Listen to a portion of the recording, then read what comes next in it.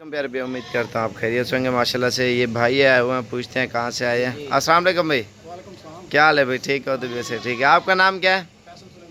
तो फैसल भाई कहाँ से आए हो आप? हाँ, ये माशाल्लाह जतोई से आए हैं और इकट्ठे आए हो सारे? ये दोस्त है उनका, ये दोस्त है, ये लाहौर से आए हैं? भाई। यार गुजरावाला कौन सी जगह से? हेलो।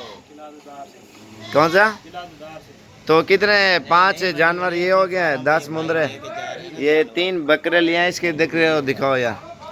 अच्छा, ये गुजरावाला ले जाओगे?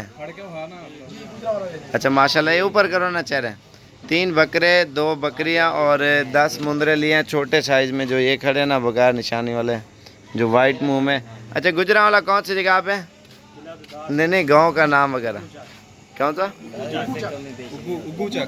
उगू चक। अच्छा, ये उगू चक में ले जाएंगे माशाल्लाह। आज क्या तारीख है? 21/2019 और 9वां महीना माशाल्लाह से।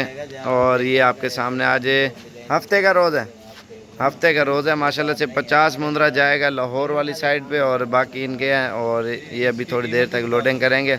और इंशाल्लाह किसी भाई को चाहिए आप बिला झिझक आ सकते हैं माशाल्लाह। ये किला दिलदार सिंह, अच्छा दीदार सिंह उधर ले जाएंगे माशाल्लाह से।